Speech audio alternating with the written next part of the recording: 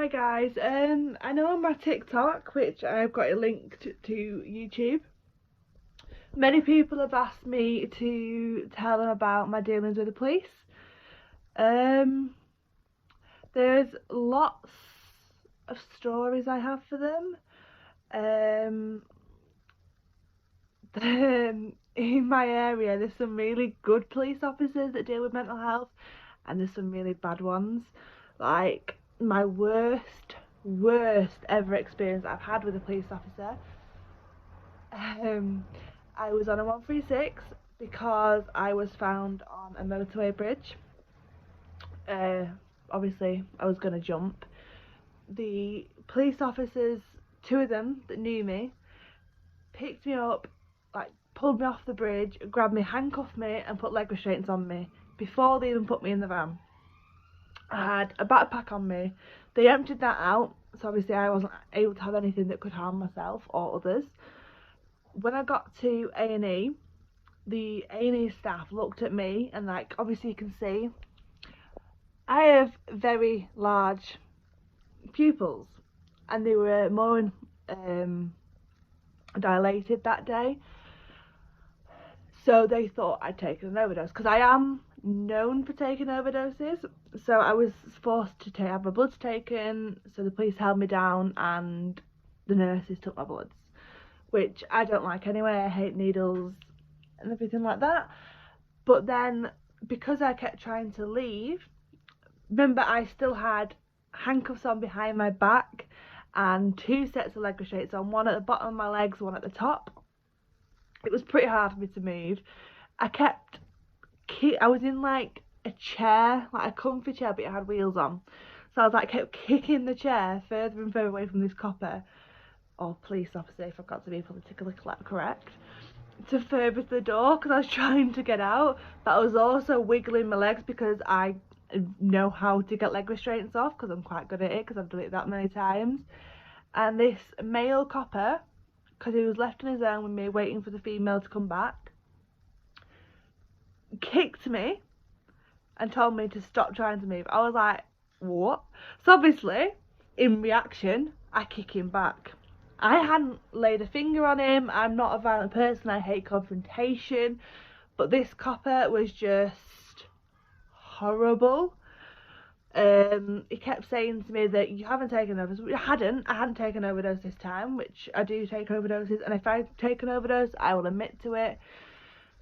But he was like, there's people in here that need help. So you're talking to someone who you pulled off a bridge because they tried to kill themselves, basically. But then, because he kicked me, I kicked him back. Sorry, I went off track a bit then. So he kicked me again. Remember, they're wearing steel toe cap boots, and by this point, I was wearing no shoes because I'd wiggled my shoes off to try and get the leg restraints off, which is quite an easy thing to do. So he pulled me out of the chair onto the floor, face down, had his knee in my back, so I was struggling to breathe. So obviously I was fighting more because I was struggling to breathe. So he put more leg restraints on me. So by this point, I had like 5 or 6 leg restraints all the way at my legs, and I was being pinned to the floor. And then he picked me up, put me in a corner, but like put the padded chair behind me so that I couldn't whack my head against the wall, because I am known for doing that, especially when I get arrested and put in the cells, which is a whole other story and how this custody treat you. I forgot to say, he hit me as well in the chair. Just before he pulled me to the floor, he whacked me across the face. So obviously, I saw red. I pushed myself out of this chair, even though my legs were tied together, my hands were behind my back, and went to headbutting. That's why he pulled me to the floor. I forgot to say that before. But this officer was hitting me, kicking me, and basically degrading me. But then other officers that I have dealt with have been absolutely amazing with me. Like, some that know me, no, not like, I cannot deal with physical contact because that can actually be a trigger for me because of stuff that's happened in the past, with personal issues and family.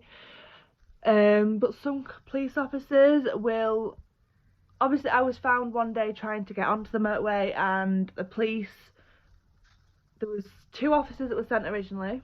One knew me, one didn't. One just knew my reputation.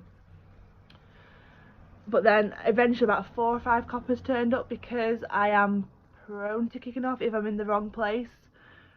I am prone to like kicking off and trying to fight the police, which is kind of normal, and they think I'm quite strong, which I don't think I am, but apparently I am.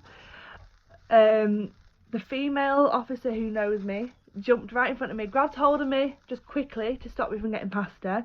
As soon as she got in front of me, she let go. But the male officer that she was with jumped out of the van, grabbed hold of me and was about to put cuffs on me. Which is probably the worst thing to do with me when I'm like that. Yeah. And she was like, you need to let go of her, she will calm down. Like, they were speaking to me for about an hour and more probably, trying to convince me to go home. I'm very stubborn. There is a new thing in place now that if I refuse to go home, because of the amount of time that police have been out to me in weird, obscure places, and the fact that if they 136 me, I go to hospital, I get assessed, and I'm very good at blagging my way out of it.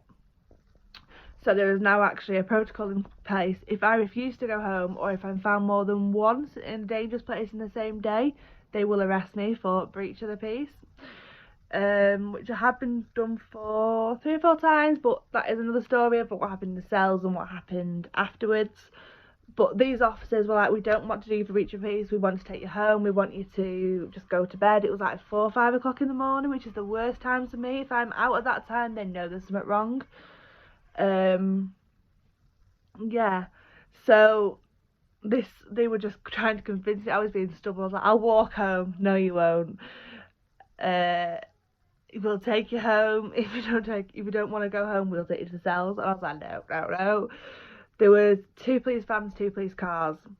Yeah. So she was like, she knows me, so she was like she knows a lot of my interests and hobbies and stuff. Like, I'm absolutely obsessed with Harry Potter. That's kind of why I've gone green, because I'm a Slytherin. But my hair colour is different nearly every week, so you'll get used to this if you decide you want to subscribe and get in my channel. But anyway, this occasion, eventually they convinced me to go home. But I was like, I'm not getting in the van, because I do not trust officers. If they put me in the van, I think they're going to arrest me and take me to the cells. So I was like, they were like, will you go in the car? I was like, right. So I got in the car. This male copper who didn't know me, all the women coppers know me because I've had many conversations with them before, and they've been to my home and they know how to deal with me best. But he had to sit in the back of the van because the other officers, the female officers, were all driving the other vehicles. So they drove me home. So I went in the car, but also the van came with us as well, because I am prone to agreeing to go home and then going straight out the back door, because my block of flats, I have a front door that the police know the code and everything to let me in.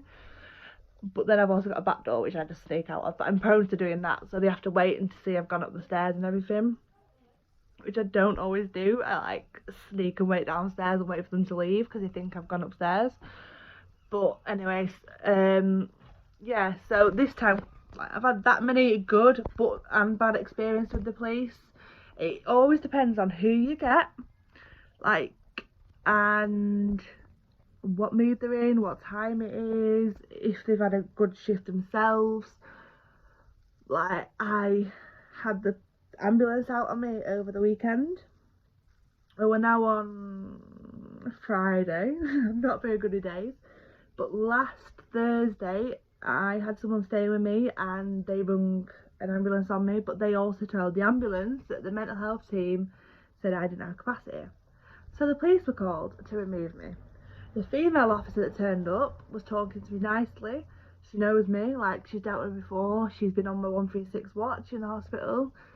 She was trying to convince me to go, without force. The male officer walked in about 10 minutes later because he was running, he was behind her, later. He come in and was like, we know you fight. Grabbed hold of me and just put the handcuffs on me. And the handcuffs were, side by side like that. so it was really painful. So I was obviously fighting them to try and get the handcuffs off, forced me into the ambulance, got me to hospital, and they left because I was only under capacity, so it wasn't under their section, so they could just leave me in hospital. I've had other occasions that have been totally different, like standard, but if anyone wants to know any other stories, I've got that many stories from the police and ambulance, and obviously in the custody suites in my local police station. I've never actually been to any other police station. I have been to court once. I have done other things in my past that I'm not proud of.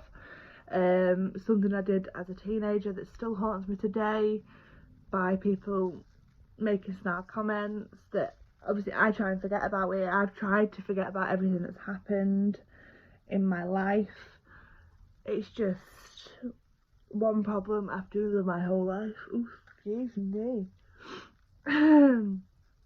Yeah, so just leave a comment in the box down below. Please subscribe.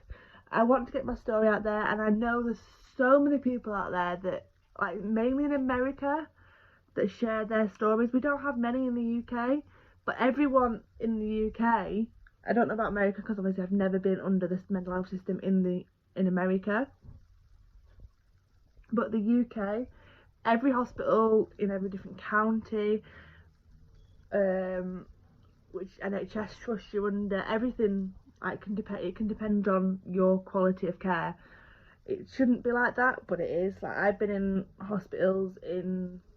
private hospital, and I have been in NHS hospitals, and they're very, very different experiences. I've been under sections, I've been in voluntary. So if you want to know anything, please just ask me. I'm happy to tell you. Thank you so much. Bye.